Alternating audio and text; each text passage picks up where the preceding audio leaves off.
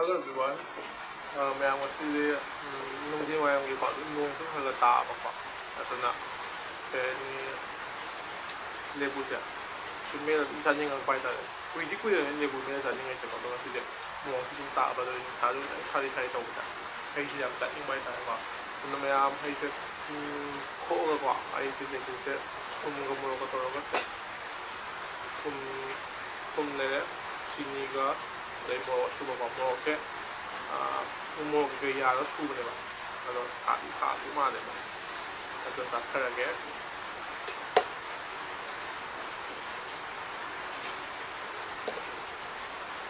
Oye, kui di kui mo sa ning se ba. Is now sang ko ga pak ko ga. Chime ma si lebu se jam ko ga ai tai thok tai pin tai thok kha ba ne ba. To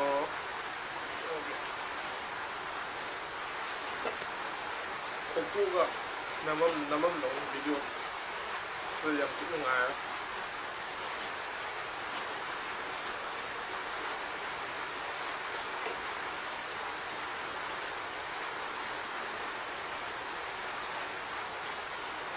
rồi ai cái YouTube channel cái số ai là monetize tao hay chụp cái ya thế monetize tao hay chụp cái monetize là cái ai là tàu bay tàu cái xe an toàn tàu sân cái riaไปหลักไอ้ตัวทันเลยเดี๋ยวโดนไปดูชูไอ้ปั๊มดูขนาดแต่ไปทั้งดีกว่าโดนไอ้ไปดูขนาดแต่ขนาดตัน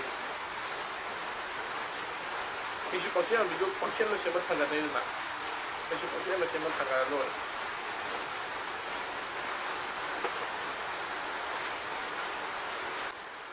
ที่จะไปเอาขนาดก็ต้องมาจากต้นเลยไหน그냥 가장 코어를 이 스마일로 코어서 내 무대 좀 하기 또 먹고 좀 짜봐야 되잖아 봐. 근데 내가 이게 이제 그냥 타가 계속 오는 그냥 타가 또 페이스북 페이스 봐. 타가 또 이제 이거 근데 유튜브 타가 보면 이제 아이도 가고 YouTube 사가니, Facebook 사가니, 뭐 사가니. Nên là mẹ em nè. Yên bì đấy. Thật ra. Yên bì đấy.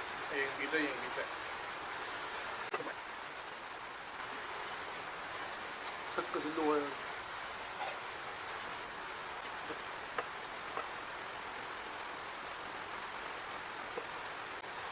굿사 한대니까 그냥 구진감도 야우 되고 그냥 그 구진가 되게 할비다가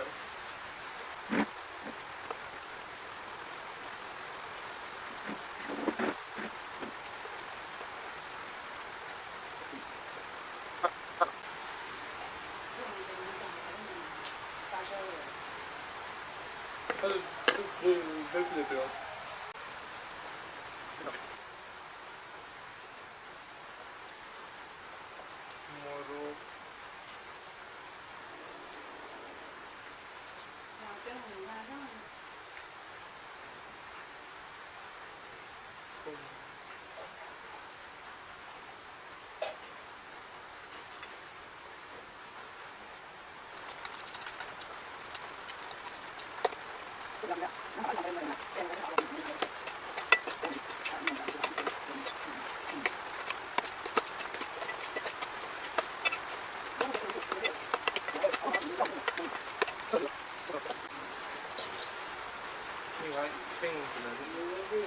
Cây này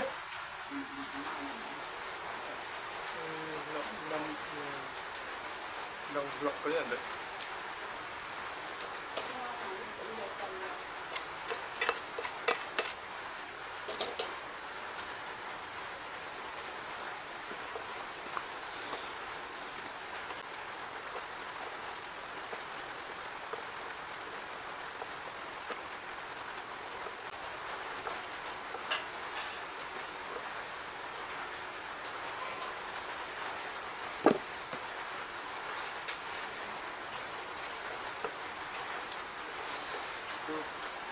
même ciao a vedere che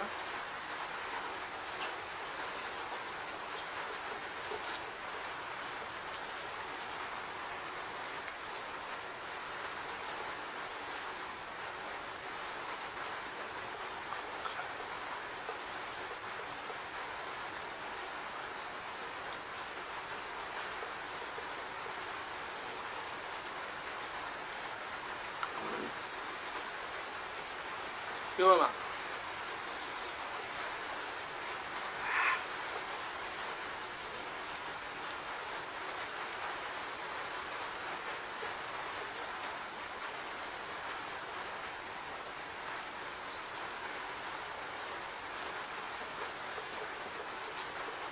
目标是安的。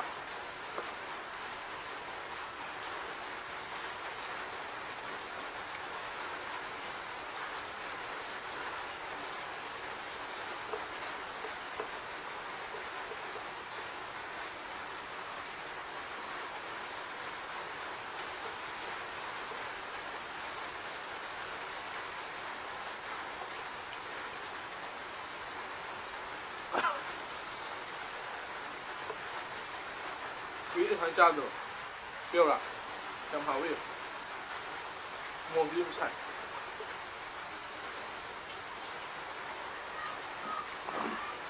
Hào đi.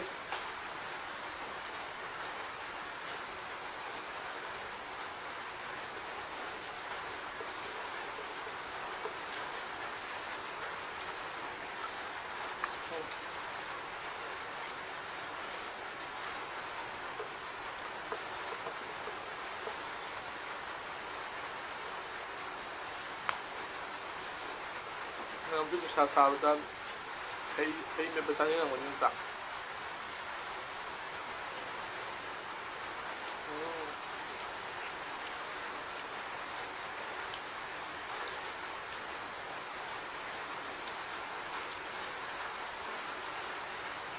Kecil.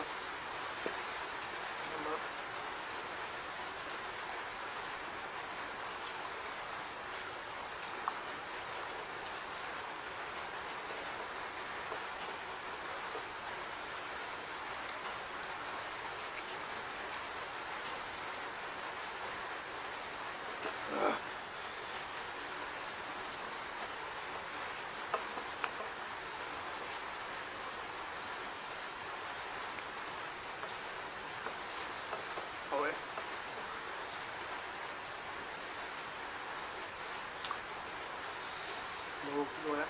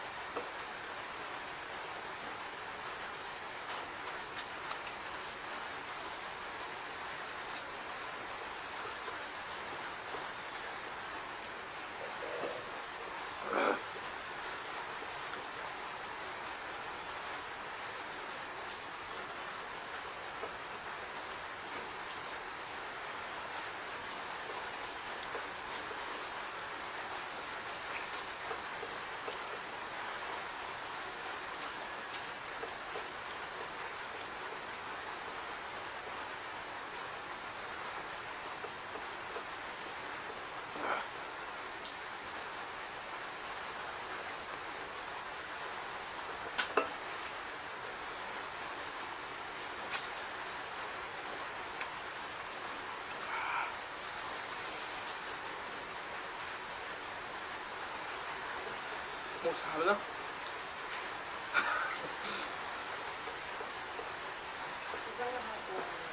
Hả?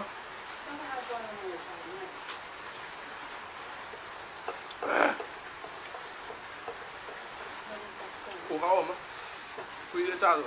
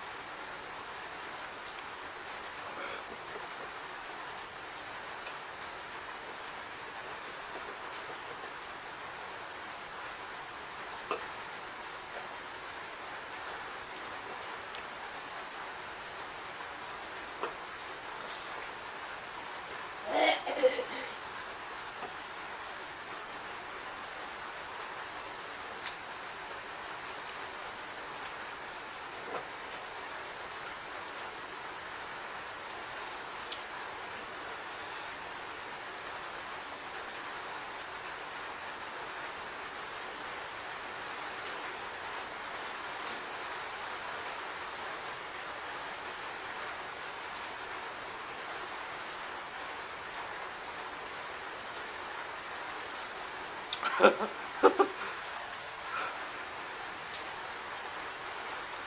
เห็นหลักเดียว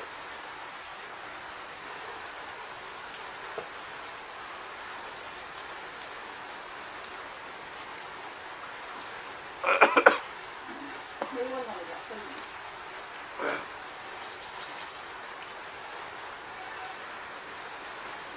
นี่ก็ไม่หักเลย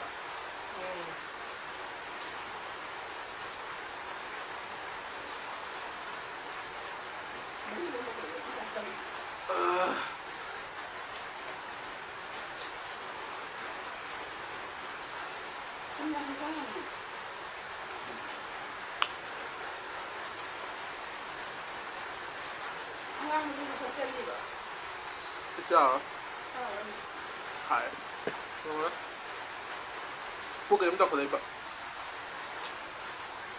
我跟你们带出去节目差不多500